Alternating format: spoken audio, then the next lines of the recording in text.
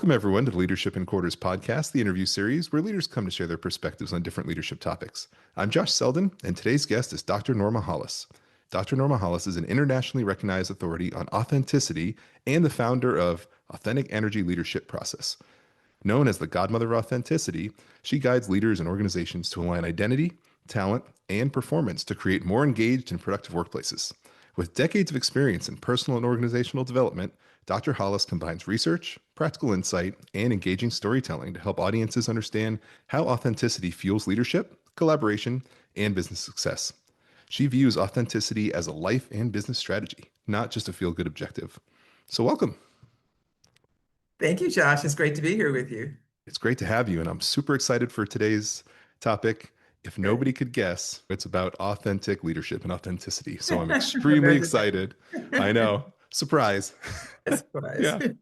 I am so excited about this topic, and I'd love it if you can kick us off and just explain what, in your view, is authentic leadership and authenticity when it comes to someone's personal leadership brand in the workplace. That's an interesting question. I've been working with individuals for the last 30 years in terms of authenticity. And one of the things that surprised me a lot in my growing is that number of people that came to me years ago when I had a speaker bureau and said to me that they've lost themselves. They've been in a company for 10, 20, 30, 40 years, and they had to be who that company wanted them to be. And they forgot who they are. Mm. And I heard that many times in different ways. And so it got me thinking a lot about what does it mean to be in a company. I never really worked in corporate. I was a leader from the very beginning and worked in the nonprofits and then independent, et cetera. But as far as being in a work environment where you're expected to be someone that you're not, is a real good way to lose a person's authenticity. And authentic leadership, from my perspective, is it's more than just making your employees feel good. I've actually coined the term of authentic energy leadership, with the focus being on energy, authentic energy. Because what these people were telling me that came to me from my bureau is that they lost their authentic energy. They had to match the energy of the culture of the organization which they were in. And people who've been in corporate tell me that the culture is often very sterile and also often has many requirements of one that you have to fit into in order to survive the job. And so with that, I've coined the phrase, I don't know if coined the phrase, but the phrase that I'm using is identity suppression. So people's identity is being stolen from them in a sense when they have these long-term corporate jobs. So by authentic leadership and authentic energy leadership, what I'm referring to is people being themselves, bringing their multidimensional energy to the workforce, that authenticity is used as a strategy rather than just a feel-good situation. And authenticity means alignment, that things are all going in the same direction. So imagine a company where everything's going in the same direction. Right. That would be what authentic leadership is, accomplishing that in an organization. Wow. That is a lot of interesting things that I feel like there is a lot to unpack there. And the first thing that really resonated with me that you mentioned was the individual losing their identity and becoming the corporation's identity or what the corporation wants of them. And where I've seen this really go wrong for the individual, of course, is in the day to day, but especially when it comes time for retirement, because the person retires and now the company part's gone, but they don't know who they are anymore because they've merged their identity, their own personal authenticity with the company, and they have nothing else there once the company part's gone. And they're like, okay, I'm retired now. What do I do? That is all I knew, and that's all I was. That impacted me when I directed preschool programs back in my 20s here in Detroit, where I'm back now for a while. No, I take that back. It was in Los Angeles in my 30s and 40s. And what I found, and I question all the time, and even in Detroit, why is it that people work and then they retire and then they die? Is that really all life is about? No, I hope not. Shortly after they stop working. At least that's what it was when I was much younger. Now I'm seeing it a lot differently now that I'm retirement age and stuff, and I have friends that have retired. One of my real good friends, he was scared to retire. He said, I have to retire. I don't know what I'm going to do. Now that man's on the road all the time, going somewhere. So you find a new life. But it does work. And a lot of people that come to me about authenticity, it is at that point where they're retiring They're planning for retirement. They're not quite sure what to do, how to do. And that's really important. And then I had another situation years ago when I worked for a company that helped people who were laid off. And I was going to meet with them. And I'm expecting to see these depressed, oh my, woe is me, I'm losing my job. And instead, what I found is, oh, great. Now I can go do what I want to do. Well, in today's world, you can start doing what you want to do as a starter. Yeah. So that's more authentic as well. So, Norma, what do people do when they start to see this process of the corporate identity taking over their own identity and they start to lose their own authenticity? How do people trigger on that happening? Because it seems like they come to you when they have lost who they are. And what can they do in the process to really push that a little bit and regain that authenticity for themselves and find that balance within the work side and their personal side? That was one of the good things of COVID, because when COVID came, many people then had to work at home. And many of those people decided, this is much better than traffic and all the rest of that, and the coworkers that don't agree with you, and all the other challenges of going to the workforce. So a lot of that awakening is what they also called, I forgot the exact term that they used, but they talked about people leaving their jobs very rapidly. And a lot more entrepreneurs were created, a lot more coaches were created, and and Uber and what have you were created, and a lot more ways to do things. So we are in a society now where authenticity is a buzzword. You hear it all the Right. time. And it wouldn't be so popular if inauthenticity wasn't so popular. And the actual platform that I'm using now, in addition to the authentic energy leadership, is in the absence of authenticity, the hidden cost of inauthenticity. And that's not just in companies, it's especially in companies, because what happens when we lose ourselves, when we disagree sometimes with what the office says, when we have our own ideas of how we might find an easier way to do that, and when we're scared that if we speak up on these things, we'll be reprimanded, we'll be demoted, we'll lose our job opportunity, we might even be fired. And people are afraid. So therefore, people come to their bosses inauthentic Mm, in order to save their job. And so I'm looking at it as a design issue, as something that every company does. And so mm. I ask companies to start looking at whether or not their procedures and how they operate support or and compromise and identity suppression, or whether they really support authenticity and the alignment of authenticity in their organization. Isn't that funny though, how companies design themselves to suppress the identity and the authenticity of the individual when most of the companies are built up and improve when you have that diversity of mindset and that diversity of individual. And so you and I are on an interview and I interview you and I'm like, oh my gosh, Norma was amazing. She had this energy. She did all this and I can't wait to have her on my team. And then I have you on my team and I just kill all of that. And I'm like, no, I want you to just be in this box that this company's created. And all we're doing is just replicating the same type of individual. And that doesn't lead towards growth because you have no diversity of personality or authenticity there on the team at all. And it's amazing how that's not understood. Yeah. And part of that goes back to the hierarchical structure that we created in the industrial age, where the boss has to be perfect. That's the requirement. And you have to do what the boss says to do. But in today's world of authentic energy leadership, it's the collaboration that makes the difference. It's not just the competition. Competition gives you more reason to be inauthentic in your Mm. responses.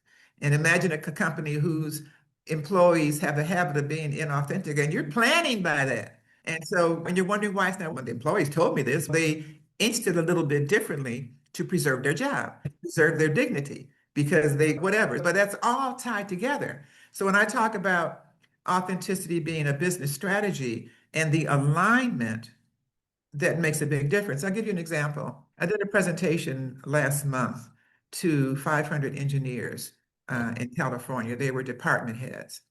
And I was the opening keynote speaker for a 3-day conference. And my job was to shake it up a little bit.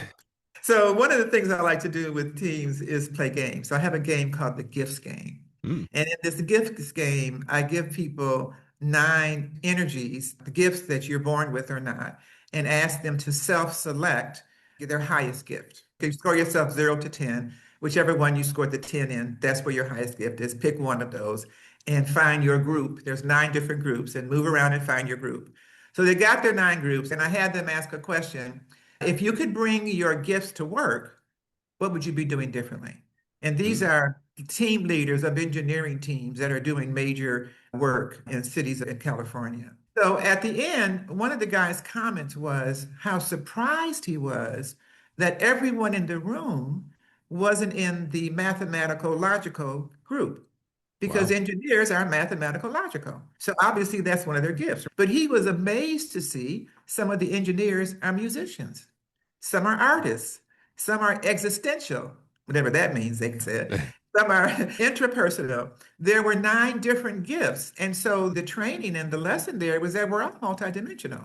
And if we put ourselves in one role alone and don't allow our other parts to flourish anywhere else in our life, then we have issues. But when I talk about alignment, an example of alignment would be those engineers whose greatest gift was naturalistic. And what naturalistic means is being outside, Hmm. being around nature.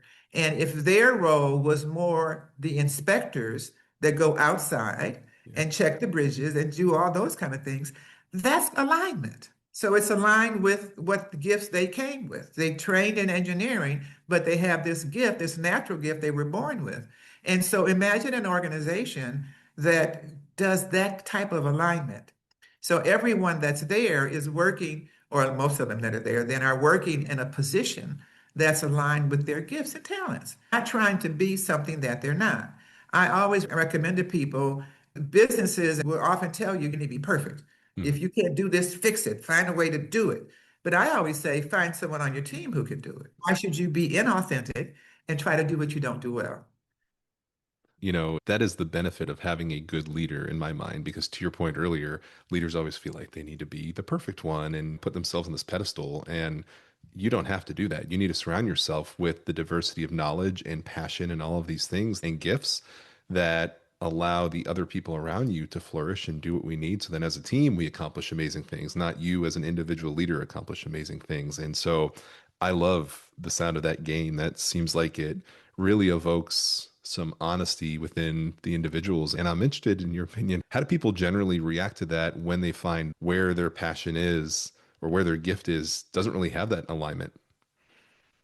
They realize why they're stressed. They realize why their health is not right. They realize why they're not happy, why they're not content. They realize that they're coming closer to finding out what's that thing that's just not right in my life. I just don't know what they said to do this, and I did it, and do this, and I did it, and do this, and I did it. But maybe it's meaningfulness because what I'm doing, I'm only doing it for the money and not Mhm. because it really satisfies me. So alignment I'm talking about gives so much personal satisfaction to individuals, they're going to want to come to work on time. They're not going to want to be absent. They're not going to want to call in sick when they're not sick. They're going to want to do good work because they're connected with it. And it just creates a different culture. The culture in that room of engineers changed when they did that exercise. Later, one of them told me that's all they talked about because their conferences are all data driven, but not human driven. And as a matter of fact, about 15 years ago, when I was doing some research on authenticity and what have you, I was reading that in the near future, humans are going to need organizations to help them understand what it means to be human. And where are we right now? Just about at that point, We are. because we are forgetting what it means to be human. We're just living on autopilot, doing day to day routine stuff that we don't like because somehow in our mind we feel that's what we're supposed to be. But who said? Yeah. So what's going on in your head? What's your head telling you what you should be doing or could be doing? And then why aren't you doing it? It's amazing. That makes so much sense because you see all these high performers that are just killing it at work. They're, as you said, doing everything they need to do, everything they're being asked and more. And then they just feel like there is that thing missing in their life. And I know you said meaningfulness, and I usually use fulfillment, but Yes. it's just that feeling of, yes, I'm accomplishing what I'm being asked to accomplish or what I feel like I should accomplish, but something is still missing. And it is that final piece of the puzzle that makes you really want to do the things that you want. And for most people, they don't know what it is. What is Exactly. it? I Yeah. can't find it. It's authenticity. Authenticity is considered From a psychological perspective, the highest vibration is higher than love. They did a test and put people in some kind of Faraday something where they get the energy and stress them and saw what they wanted. And the answer was to be myself, just to be authentic, to be the person who I am. But it's not taught. I did the research. My degree's in early childhood, my first degree. And from early childhood to PhD, nobody teaches you who you are. That you don't know. You learn it with the bullies in the playground. And how accurate is that? And even with your parents know you from a perspective, but not from the generation that's coming in, because that's the one that has to live. Nobody knows what 20 years is going to be like and what the child needs. So if you raise them by their gifts and talents, then they're equipped for whatever the world may be doing at that time. Yeah, and if you build their strengths based on who they are and their authenticity, then they'll be able to be flexible enough to deal with what's coming in those years. Absolutely. Because that's the strength you were born with, was your God-given, is where your strength is. So you can't crush it. It's going to keep knocking from the inside, let me out.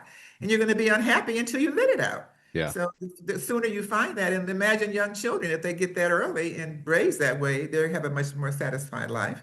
And as adults, when people take my classes and connect more with their authenticity, they are a different person. The level of confidence, the level of self-acceptance. That's a big word we don't use a lot, but just accepting yourself, the good, the bad, and the ugly, and your blind spots, your blocks. But those are all the things that make you you. So you don't want to put yourself down for them. You want to surround yourself with people that can help you support the areas where you're blind or vulnerable. And you want to focus on where you really do the good work, the best work. And that's going to make you happiest, the most fulfilled, the most meaningful. It may not be the most profitable every time, but is that really what's important? If that costs you your identity, and not suppressing yourself leads to cancers and illnesses and infections and blood pressure problems and all other kind of things that you really don't want. So it's a matter of choice. We all have that choice to make. So to choose to be or not to be authentic. And so I definitely recommend to people to take the authentic choice. I completely agree. And I love the word that you use, suppression, because I feel like people don't understand that's what's actually happening. Where, when we are pushing away the authenticity of somebody, especially when they merge with the identity they feel like they should have based on their organization, their environment, whatever it is, you're not necessarily losing who you are, you're just suppressing who you are. And as you said, it's still in there, knocking to come out. And so I can just imagine how freeing that is in those environments when that person finally comes to accept that is who they are meant to be. And there is a way to find balance or really get that alignment to stay Yeah. true to where their passion is. Yes, it is. And it's really important. People don't recognize how important. Corporates don't always recognize the importance because they're looking for the end result. But the bottom line is, if you have that alignment, the end result comes a lot faster, easier, and far more enjoyable. And the companies that will win, I believe, moving forward, are not the ones with the most robots, but Mm-mm. the ones with the most unity and engagement in their organizations. That's what's going to have make the difference. Definitely. And I believe it's the approach the organization and the corporation needs to take with the people because lately it seems like everything is very transactional, which then leads to the robotic side of everything. Where if you have a very human-centered, human-centric type of environment, interactions with each other, that will help fuel that authenticity. And those are going to be the corporations that you see that really flourish in the next 10 years. They have a soul, and They their do. soul will come out. Yes. The ones without a soul are not going to survive. No. And they'll find it out the hard way, sadly, because it seems like they don't learn. Your audience has a chance to get a jump on it. Hopefully, they're following what we're talking about Yeah. and can find where they are on that level of stuff, and hopefully are close as can be to their own fulfillment, their own connection with their gifts and talents, and aligning who they are with what they're doing. That's what I'm talking about when I say authentic energy leadership, that how you think, communicate, and do is aligned with the work that you're doing and with who you are. And that just makes a huge difference in the long run of your lifetime and as a role model to the people who you lead and the people you live with.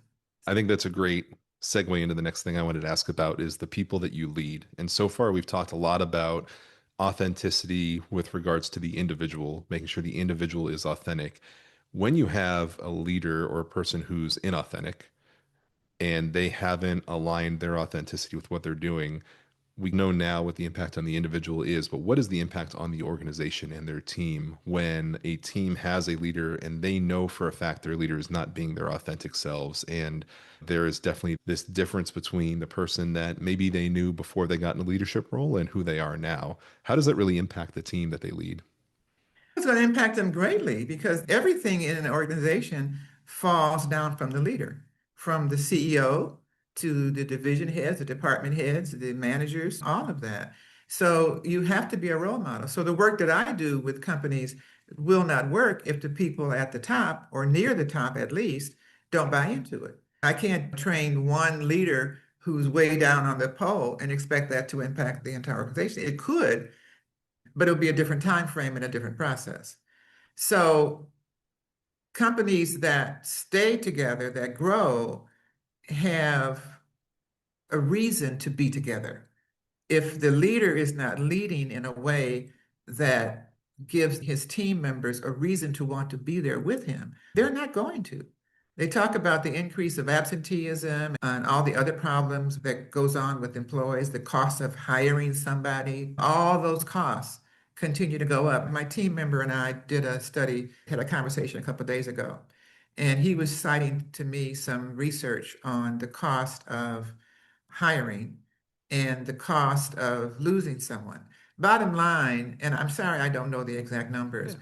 but we looked at the numbers, and at a 20% numbers of people who didn't follow their own voice, it turned into an $8 million loss to the company. Wow. So I know those numbers are out of nowhere, but I just can't follow the exact pattern of them.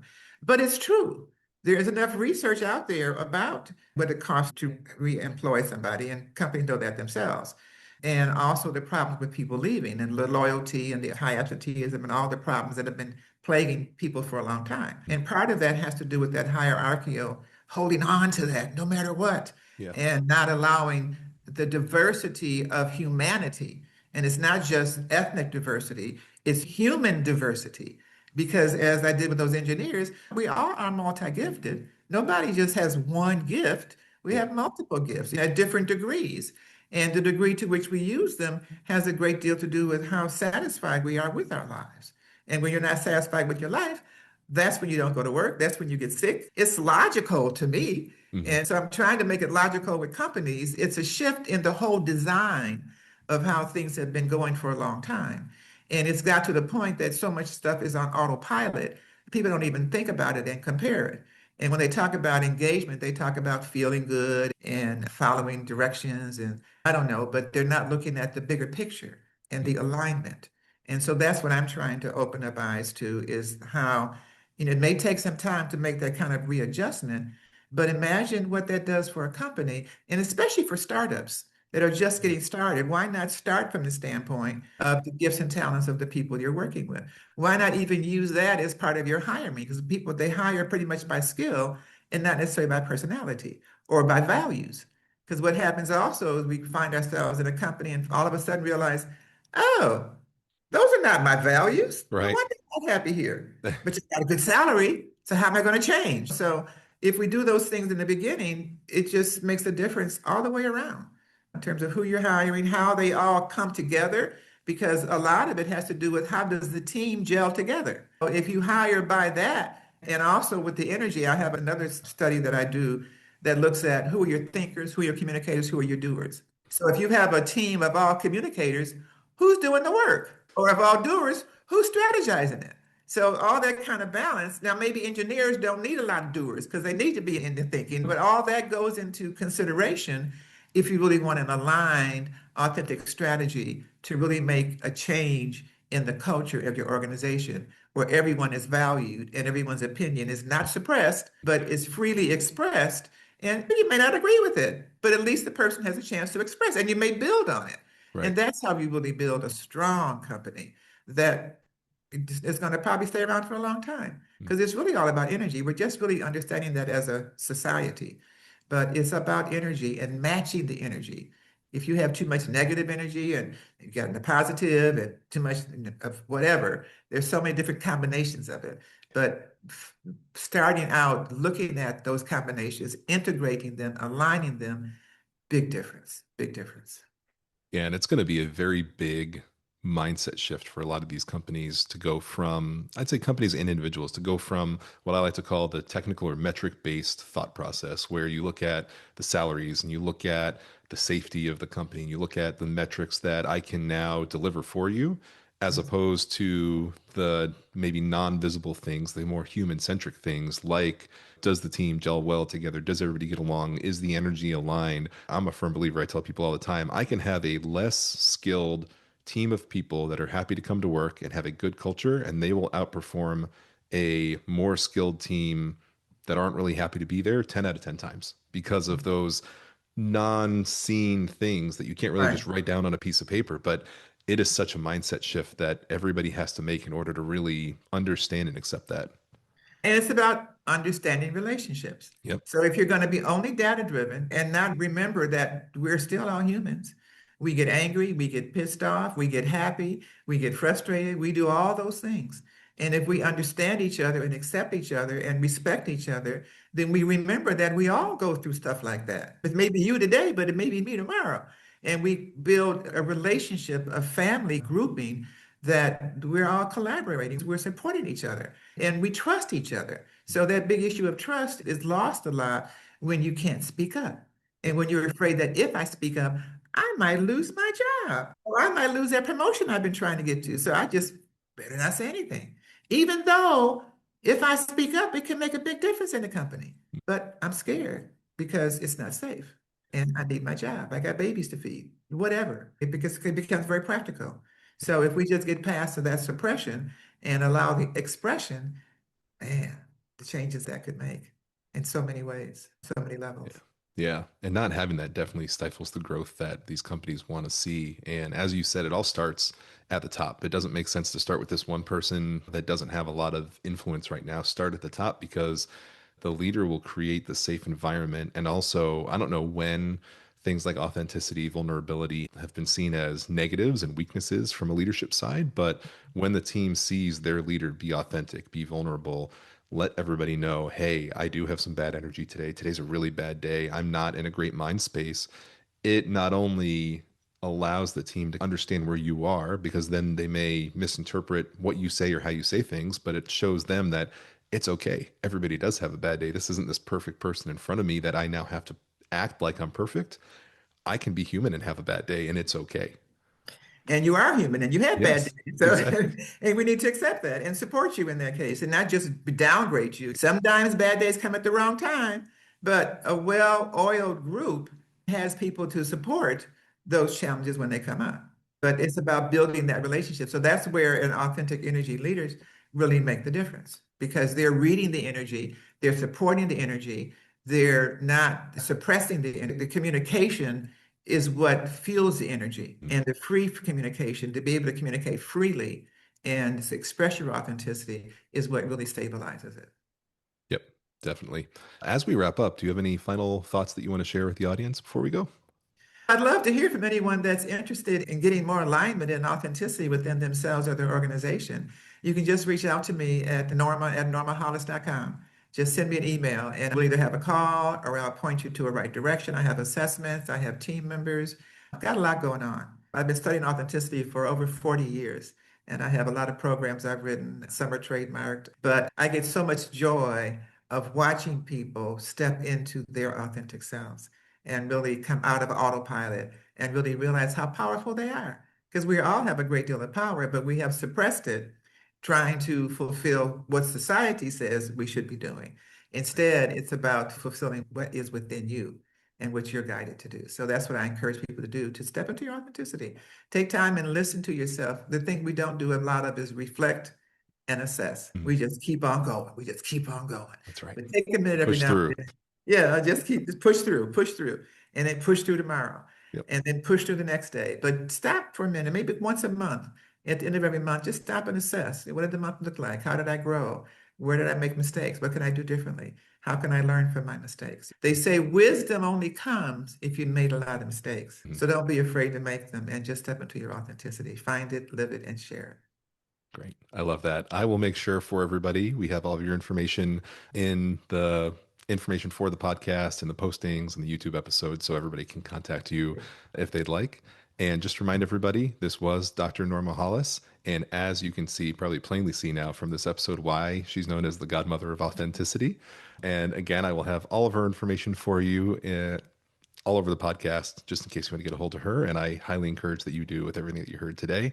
You can like, follow, and subscribe to our podcast on all the podcast platforms, to my Instagram, YouTube, and TikTok at Leading Quarters. And you can email me with any questions or ideas you may have for future episodes, or if you're interested in being on the show, at leadingquarters@gmail.com. But Dr. Hollis, I truly appreciate you bringing this topic up because it is something so necessary. As we've said, it's so necessary today. It will continue to be more and more necessary as time goes on. And we are in a very push through and deal with this later type of mindset culture that's been built, and being able to stop and reflect. And I believe that's what everything that you've shared today will allow people. I am 100% sure it all resonated with everybody, because even as you and I talked, I'm like, yeah, I'm there too. So it'll resonate with everybody, and they will be able to stop and reflect and understand what they need for alignment. And I think it was just critical that you were able to come here today and share all that. So I really appreciate it. I appreciate being here. It's very timely for me as well. So I thank you. And I really do hope that those that are listening found something that I said that really impacts them and helps them become more authentic. Thank you for the chance to share, Josh.